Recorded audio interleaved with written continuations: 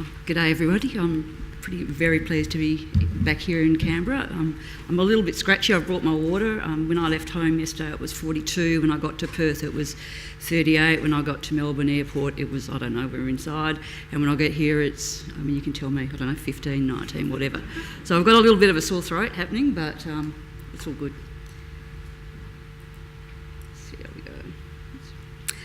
Today I'm going to share with you a little bit about the Pilbara story so far in transforming what is now a collection of mining towns into a network of regional cities and major regional towns off the back of sustained economic growth and the state legislator program royalties for regions.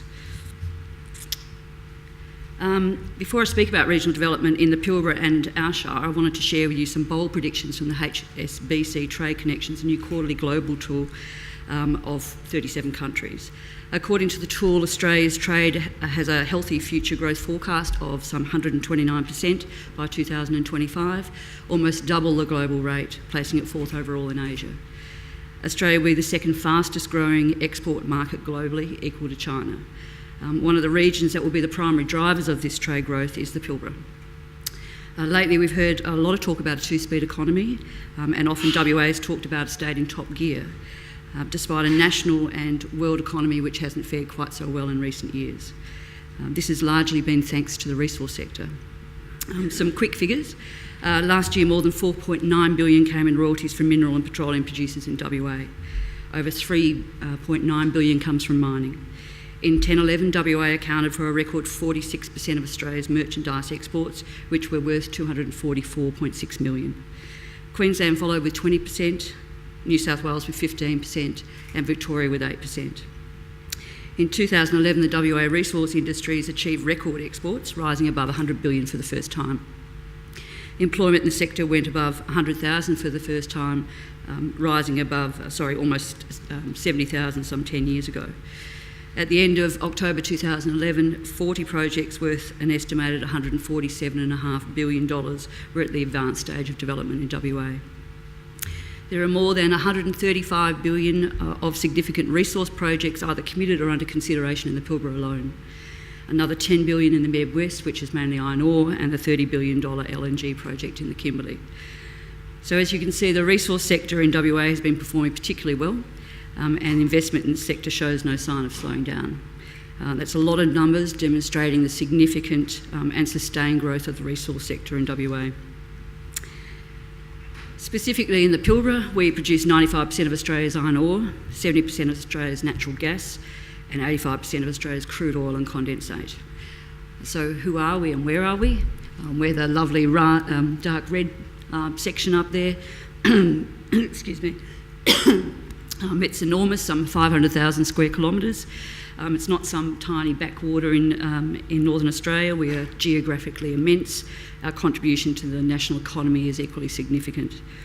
The major towns in the region are Karratha and Port Hedland on the coast, and the inland towns of Newman and Tom Price.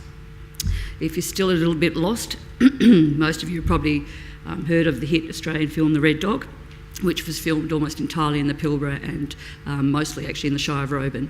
And if you've seen the film, the Hammersley iron ore bus that they drive around in was recently purchased by my maintenance coordinator last week.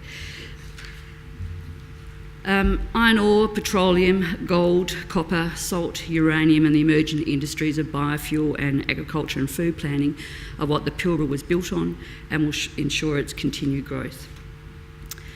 Just a quick orientation of the towns that make up the Pilbara. Port Hedland is a dynamic town of some 20,000 people. The two features which now dominate the landscape of Port Hedland are the BH Billiton crushing and shipping facility and the relatively new operations of FMG. The port is one of the world's largest in tonnage terms, with 70 million tonnes of product worth more than 3 billion shipped each year. Here are some of the major projects in the East Pilbara. We only mention projects that are over $1 billion. The ones on the screen there are mostly related to iron ore. Inland to Newman, BHP Billiton's Mount Whaleback mine is the largest open-cut iron ore mine in the world with a pit length of 5.5 kilometres. To the north and east of Newman are smaller satellite mines. Newman grew rapidly in the 70s and 80s, with the management being sold to the Shire of East Pilbara in 1981 for $1. Down to Tom Price, also an inland town. It's located on the edge of the picturesque Hamersley Range. It's primarily an iron ore mining town. There's 2,700 residents. All residents enjoy an average wage significantly higher than the Australian average. If I zoom in now at the Shire of Roebourne, as you can see, we're a shire of 6 communities, each very unique. I'll focus on the Shire of Roebourne as I was invited to speak here today as the CEO of the local government, but the challenges and the opportunities are much the same across the north. We are also a community that has set very clear aspirations to grow to a regional city, and we've completed the planning for it, are underway with many projects required for build and they'll come, and we are part the way through collecting the dollars to make all of this happen. Just some of the projects that we've got on the books in our shire. The top one is the Gorgon LNG project in Barrow Island. It's a $43 billion project that's under construction. The Woodside LNG project, if I go down a couple, the Pluto one that's nearing completion, that's a $14 billion project. The Sino Iron Acidic Pacific project, it's a $5.4 billion, that's also nearly completed and they're about to construct their port. If I go over the page, there is the Wheatstone, the Chevron project, which is at fee, but that's an $18.4 billion project. A few further down is the Chinese MCC project. Again, that's at feasibility and awaiting on probably the outcome of the Yankutil port announcement, and that's a $30 billion project. And to Karratha. Looking a little bit like the capital of the nation, we do have an inflated view of our importance to the nation, and maybe rightly so when you look at the figures I've just run through. Decentralised governance is a topic of much discussion in the Pilbara right now. Excuse me. And with a state election on the horizon, there are some opportunities for the first time to look at seriously at our governance discussion, a new style of governance for the region, and we hope that can make some traction. Today, the town has developed into the largest and most economically diverse community in the Pilbara and is home to some estimated 20,000 people, including a substantive number of fly in, fly out. We're currently at about 10,000, 12,000, should peak with some of those new construction projects at about 18,000 a year. The OECD has recently released its first regional outlook report. It observes that on average 70% of the economic growth of OECD countries occurs outside the big metropolitan hubs. Contrary to popular belief, rural is by no means synonymous with economic decline. And as this slide shows, we're also projected, we're all the dark blue on the left-hand side, we're also projected to have a rate of population growth greater than the national average through the sustained growth of the resource sector. The Shire of Roebourne is WA's fastest growing local government. Its population's moved nearly 32% in the 10-year period up till 2008. It's home to WA's busiest regional airport. It's moved from 500,000 passengers a year a couple of years ago to 1 million. It'll hit 1 million this year. It's home to the largest resource project, and it's the world's second largest bulk export port by tonnage. Men outnumber women 4.5 to 1, so if you're a female and you're looking for a bloke, I suggest you move to the north. You not only can you earn exceptionally good salary, but you might pick up a guy as well. There are more than 3,000 children under the age of 10 living in Karratha. The cost of renting a house in Karratha is higher than anywhere else in the country. So if our populations and economies are to grow as forecast by the ABARES and the OECD and as desired by us, we are going to face some challenges along the way. Some of these challenges will be experienced in most other regions, like climate change and the pricing of carbon, financial sustainability, local infrastructure funding, obviously community amenity issues, the cost shifting and the intergovernment agreement, population and settlement issues, obviously as the populations in cities decline, that they're growing in some of the metro area, the rural areas. Skill shortages is a real issue for us. Our region is struggling to plan and manage workforce in the face of mining. Our sense of community is a bit of an issue for it. It's getting lost with the FIFO-DIDO issue, and the dominance of the resource sector has stifled natural economic diversification. So these are some of the challenges we face, but there are some incredible opportunities currently in the way. A mix of royalties for regions funding, mining companies wanting to normalise towns, and the federal government beginning to understand the opportunity of settling the north, as they've done here in the eastern states, has created a perfect storm for regional development to occur. Royalties for Regions is a long-term vision for WA, which recognises that sustainable development of regional WA is vital to the state's future. The equivalent of 25% of state's mining and onshore petroleum royalties will be returned to the regional areas each year as an additional investment in projects, infrastructure and community services.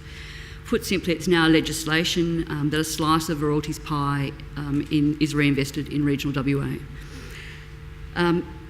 Over $6.1 billion is the estimated expenditure through the Royalties Regions Fund from between 2008-15. Last year alone, $1.2 billion was allocated throughout the regions.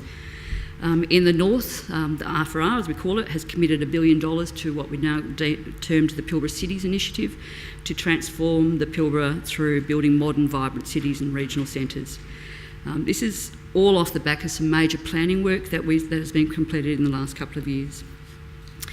State government has developed a Pilbara planning and infrastructure framework that will inform the review of the state planning strategy. They need to be aligned to make sure that Treasury supports applications for funding that come to them. So how do you make sure you make your way into budget forward estimates? This is the way that you do it. As part of the Pilbara Cities vision, the Pilbara will have 2 cities, Karratha and Port Hedland, each with a population of 50,000. These will be supported by the Newman Sub-Regional Centre with a population of 15 and major towns of Tom Price, Onslow and Wickham. Over the next 25 years, the scale and the character of Pilbara settlements will change significantly. Some will experience major expansions, while others will have modest growth and in some cases, decline. Just a quick snapshot of some of the planning work that we did to get our plans on board. Obviously, population, economic profiles. We looked at growth visions. We particularly have had a good look at vernacular. We want to make sure that what's built there suits our region. Natural environment, we looked at infrastructure, settlement patterns, and obviously, importantly, public open space. So this is the process that we undertook to underpin our City of the North plans and to make sure that it sort of marches in tunes with the state. That's our city centre growth plan, which will create an area of coastal connection through another major growth precinct. Just a look at the city centre master plan. So there's a connection between the new accommodation precinct, commercial, retail and an entertainment precinct with the establishment of a new main street and city square. A transition of 50,000 people will not happen in the context in which we currently live. This is a step change in population projections and requires strategic intervention by all tiers of government and the private sector. In order to achieve this goal, the market will need to be normalised and economic development options pursued. Unbelievably, there is still a lack of land and collectively we're working hard to release the land to the market as quickly as possible. We develop subdivision after subdivision after subdivision. We use infill in our main centre and we still cannot keep up with the latent demand within the region. Rents have been $2,000 to $2,500 a week for several years and they're yet to ease as we just can't keep up with the demand.